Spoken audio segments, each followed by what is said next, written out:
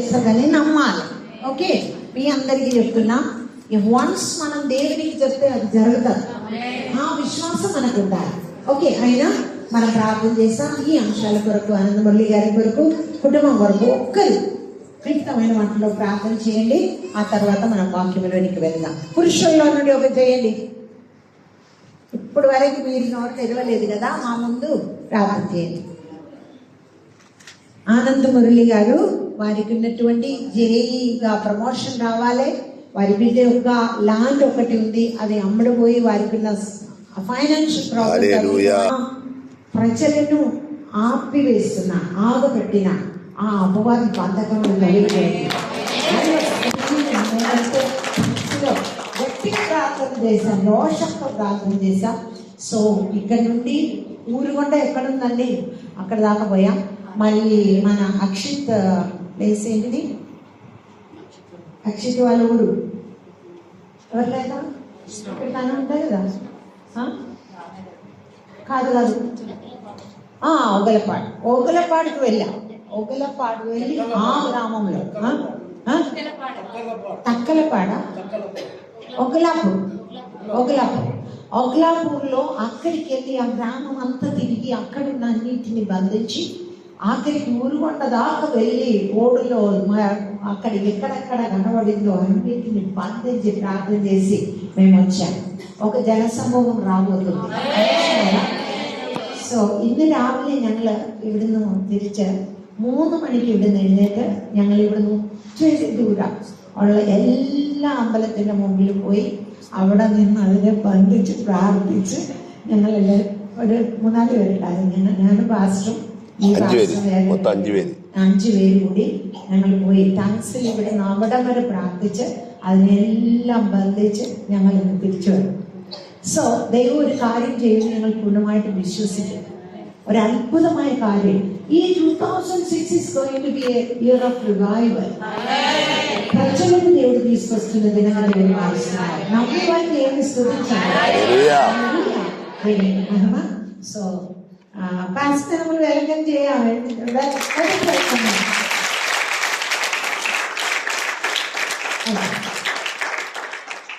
കർത്താവിന്റെ നാമം മഹത്വപ്പെടുമാറാകട്ടെ. നിങ്ങൾ പ്രാർത്ഥിക്കുന്ന സമയം, మీరు ప్రార్థన చేసే సంఘం, മിനിഞ്ഞാന്നാണ് ഞാനിത് വിളിച്ചു പറയുന്നത്. 2 days అంటే నిన్న కాక మొన్ననే ఈ విషయం నేను దేవజనుతో చెప్పాను. ഉടനെ പാസ്റ്റർ വരാൻ പറഞ്ഞു. వెంటనే పాస్టర్ రమ్మన్నారు. എന്നാൽ ഇന്ന് ഇത്രയും പേര് പ്രാർത്ഥനക്കുണ്ട്. కానీ ఈ రోజు ఇంతమంది ప్రార్థనకి వచ్చారు. അപ്പൊ കഴിഞ്ഞ ആഴ്ച സഭായോഗത്തിന് പറഞ്ഞിരുന്നെങ്കിൽ ഇത് നിറഞ്ഞ ആൾക്കാരുണ്ടാകുമായിരുന്നു. ఒకవేళ మనం ఆదివారం ప్రార్థనలో మన కూడికలో చెప్పినట్లయితే ఇంకా ఇది నిండా మనుషులు వచ్చేదేమో. ഇന്ന് 3 മണിക്കൂറത്ത് പിശാചിനെ ബന്ധിച്ചുള്ള പ്രാർത്ഥനയുടെ പ്രതിഫലമാണ് ഈ കാണുന്നത്. ఈ రోజు 3 గంటలు ఆ అపవాదిని బంధించి ప్రార్థన చేసిన దాని యొక్క ఫలితమే మీరందరికీ ఉంటారు. హల్లెలూయా. പ്രാർത്ഥിച്ചാൽ ദൈവം പ്രവർത്തിക്കും. మనం ప్రార్థన చేస్తే దేవుడు కార్యాలు చేస్తాడు. హల్లెలూయా. നിങ്ങളെല്ലാവരും ഞാൻ നന്ദി പറയുന്നു. మీ అందరికీ నేను కృతజ్ఞతలు తెలియజేస్తున్నా. ഞാനിപ്പോ 9ാമത്തെ റൗണ്ടാണ് ഇന്ത്യയിൽ പോയിക്കൊണ്ടിരിക്കുന്നത്. నేను ఈ భారతదేశంలో 9సారి ఇలా చుట్టూ తిరిగి పోయేది. హల్లెలూయా. ഇതുപോലെ തന്നെ 10 രാജ്യത്തിലും പോയി. ఇలాగనే 10 దేశానికి వెళ్ళాను. നിങ്ങൾ വിചാരിക്കുന്നത് ഞാൻ വലിയൊരു ധനവാനായ ഒരു മനുഷ്യനാണെന്ന് വിചാരിക്കരുത്. మీరు నేనేమో గొప్ప ధనవంతుడని మీరు అనుకోవద్దు. ഒരു പൈസ പോലും ബാലൻസ് ഇല്ലാത്ത ഒരു ദൈവദാസനാണ് ഞാൻ. ఒక్క రూపాయి పోലും బాలన్స్ లేనటువంటి ఒక దేవజనుడే నేను. നിങ്ങളുടെ കയ്യിലും ബാലൻസ് വേണ്ട. మీ చేతిలో కూడా బ్యాలెన్స్ అవసరం లేదు. നിങ്ങൾക്കും കഴിയും. మీరు కూడా చేయగలరు. ഈ ദൈവം ഇരിക്കും നിങ്ങൾക്ക് ഒരേ ദൈവമാണ്. ఈ దేవుడు నాకు మీకు ఏక దేవుడై ఉంటున్నాడు. ഹല്ലേലൂയാ. ഇത്ര നേരം നമ്മൾ യൂത്തിന് വേണ്ടി പ്രാർത്ഥിച്ചല്ലോ. ఇంతసేపు మనం యవనస్తుల కొరకు ప్రార్థన చేశాం. എന്നാൽ അമ്മച്ചിമാരോടും അപ്പച്ചന്മാരോടും ഇന്നൊരു എനിക്കൊരു സന്ദേശം പറയാനുണ്ട്. ఈ రోజు తల్లులతో ఇక్కడ ఉన్నటువంటి తల్లులతో ఒక మెసేజ్ నాకున్నది. ബൈബിളിൽ ഒരു സ്ത്രീ ഉണ്ട്. బైబిల్లో ఒక స్త్రీ ఉన్నది. ആ സ്ത്രീയെ നമ്മൾ പഠിച്ചാൽ, ఆ స్త్రీ గురించి మనం నేర్చుకున్నట్లయితే, ബൈബിളിൽ അങ്ങനെ വേറൊരു സ്ത്രീ ഇല്ല. బైబిల్లో అటువంటి ఒక స్త్రీ లేదు. ഞാനൊരു ചോദ്യം ചോദിക്കുകയാണ്. నేను ఒక ప్రశ్న అడుగుతున్నా. ഒരു ഡെഡ് ബോഡിയുടെ മുമ്പിൽ നിങ്ങൾക്ക് ഒരു ദിവസം ആരുമില്ലാതിരിക്കാൻ പറ്റുമോ? ఒక శవం ముందు ఎవరు లేకుండా మీరు ఒంటరిగా కూర్చోగలుగుతారా? ആരുമില്ലാതെ ഡെഡ് ബോഡിയുടെ അടുത്തിരിക്കാൻ നിങ്ങൾക്ക് കഴിയുമോ? ఎవరు లేకుండా మీరు ఒంటరిగా ఒక డెడ్ బాడీ ముందు కూర్చోగలుగుతారా? എന്നാൽ 7 ഡെഡ് ബോഡിയുടെ അരികിലിരുന്ന ഒരു സ്ത്രീയുണ്ട്. yes 7 ബോഡി 7 శవాల ముందు కూర్చున్నటువంటి ఒక స్త్రీ ఉన్నారు తెలుసా? ബൈബിളിലെ സ്ത്രീ അറിയോ? നമുക്കെല്ലാം അറിയാം. അപ്പൊ ഞാൻ രക്ഷപ്പെട്ട്, എല്ലാവർക്കും അറിയാവുന്നതുകൊണ്ട് ഞാൻ രക്ഷപ്പെട്ട്. Main point hallelujah. ആ സ്ത്രീ എവിടെ ഇരുന്നെന്നറിയോ? ఆ స్త్రీ ఎక్కడ కూర్చున్నారు చెప్పగలరా? ഒരു പാറപ്പുറത്താ. బండ మీదే. ഹല്ലേലൂയ. హల్లెలూయ. പാറപ്പുറത്ത് ചാക്കുശീല വിരിച്ച് മലയുടെ മുകളിൽ ഇരിക്കുക. ఆమె ఆ బండ మీదే ఒక മലയുടെ മുകളിൽ ചാക്കുശീല പോത്ത గోనబెట్ట వేసుకొని కూర్చున్నారు. మర్చిపోతున్నాను చెప్పు. అందరికీ స్టోరీ తెలుసు. ഇപ്പൊ ഞാനിവിടെ തെലുങ്ക് പറഞ്ഞു തുടങ്ങി. ఓకే నేను కూడా తెలుగు చెప్పడం మొదలు పెట్టానంట. ഹല്ലേലൂയ. നിങ്ങൾ 1 മണിക്കൂർ ഒരു പാറപ്പുറത്ത് പോയി ഒന്നിരുന്ന് നോക്കിക്കേ. ഉച്ചക്ക് మీరు మధ్యాహ్న సమయం ఒక బండ మీద పోయి ఒకసారి కూర్చొని చూడండి ఎట్లుందని. അങ്ങനെയാണെങ്കിൽ 50 ദിവസം ഇരിക്കുകയാണെങ്കിലോ? అలా అయితే 50 రోజులు ఒక బండ మీదే గోనబెట్ట వేసుకొని కూర్చుంటే ఎట్లుంటది? ഹല്ലേലൂയ. హల్లెలూయ. ആ ഡെഡ് ബോഡി ഉണങ്ങുന്നതിന് മുമ്പ് ഇരിക്കുന്ന ആൾ ഉണങ്ങും. శవాలు ఎండిపోక మునుపు కూర్చున్న వారే ఎండిపోతారు. ഹല്ലേലൂയ. ആ സ്ത്രീയുടെ പേരറിയാവോ? ఆ స్త్రీ పేరు తెలుసా? గట్టిగా చెప్పు.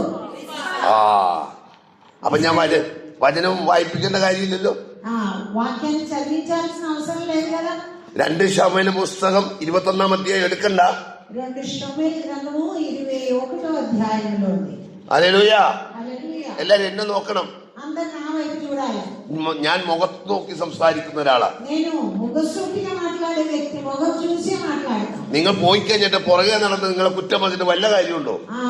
పోయిన తర్వాత వెనక తిరిగి సాడీలు చెప్తే బాగుండదు కదా. ഹല്ലേലൂയ. హల్లెలూయ. 50 ദിവസം റിസ്പ ആ പാറപ്പുറത്തിരുന്നു.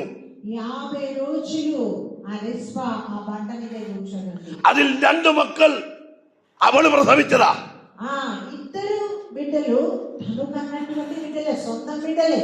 എന്തിനാ ആ 2 മക്കളെ കൊടുത്തതെന്നറിയാമോ? ఎందుకు ఆ 20 బిడ్డలు ఇచ్చారు తెలుసా? ആ രാജ്യത്തിലെ ക്ഷാമം മാറ്റാൻ, ఆ దేశంలో ఉన్నటువంటి కరువును తొలగించడానికి. ദാവീദ് രാജ്യം ഭരിക്കുമ്പോൾ దావీదు రాజ్యాన్ని ఏలినటువంటి సమయంలో ആ രാജ്യത്ത് ക്ഷാമമുണ്ടായി. ఆ దేశంలో కరువు వచ్చింది. ആ ക്ഷാമം മാറാൻ അവളൊരു പ്രസവിച്ച 2 മക്കളെയും ఆ కరువు తొలగించడానికి తను ప్రసవించినటువంటి 20 కుమారులను ఇచ్చినట్లు మనం చూస్తూ ఉంటున్నాం. മീകളിലെ 5 മക്കളുമുണ്ട്. మీగులకు పుట్టినటువంటి 5 కుమారులు 7 പേരെ തൂക്കിയിട്ടിരിക്കുകയാ. మొత్తం 7 ఉరివి వేసినట్టు వేలాడదీసి ఉంది. ഏത് മലയുടെ മുകളിലും ഡെഡ് ബോഡി ഉണ്ടെങ്കിൽ, ഏത് മലയുടെ മുകളിലും ബോഡി വന്നാൽ, ശവം വന്നാൽ, ఏ ఒక్క కొండపైకి ఈ శవాలు వచ్చినట్లయితే ആയിരക്കണക്കിന് കഴുകന്മാർ വരും. వేలాది డేగలు వస్తుంది అక్కడికి. ഹല്ലേലൂയ. హల్లెలూయ. ആ ശവം മാത്രമല്ല, ജീവനോടിരിക്കുന്ന അവളെയും കൊത്തിപ്പറിച്ച് തിന്നും. అంటే శవాలు మాత్రం కాదు, ఎవరైనా మనుషులు ఆ ప్రాంతంలో ఉన్నట్లయితే వారిని కూడా అది తినేస్తుంది. ഹല്ലേലൂയ. ഒരു പക്ഷിയെയും അവർക്ക് ആട്ടിക്കളയാൻ കഴിയത്തില്ല. అక్కడ వస్తున్నటువంటి ఏ పక్షులను కూడా దూరం చేయడానికి మనిషికి సాధ్యం కాదు. ആ മലമുകളിലിരുന്ന് അവള് കരഞ്ഞുകൊണ്ടിരിക്കുകയാണ്. ఒక కొండపైన ఆమె ఏడుస్తోంది. പകല് സൂര്യനുണ്ട്, వేళలో సూర్యుడు ఉన్నాడు. സന്ധ്യയായി കഴിഞ്ഞ് ഇരുട്ടായപ്പോഴും മലമുകളിൽ അവൾ മാത്രമാ. చీకటి సమయంలో కూడా ఆ స్త్రీ ఒంటరిగా అక్కడ ఉంటున్నారు. ഹല്ലേലൂയ. ആ സ്ത്രീ മലമുകളിൽ രാത്രി ഇരിക്കുന്ന ആ സന്ദർഭം ഒന്ന് ഓർത്തു നോക്കിക്കേ. ఆ స్త్రీ ఒంటరిగా ఆ కొండ పైన ఈ శవాలను కాస్తూ ఉంటున్నటువంటి సిట్యువేషన్ ఒకసారి ఆలోచించినప్పుడు రాత్రి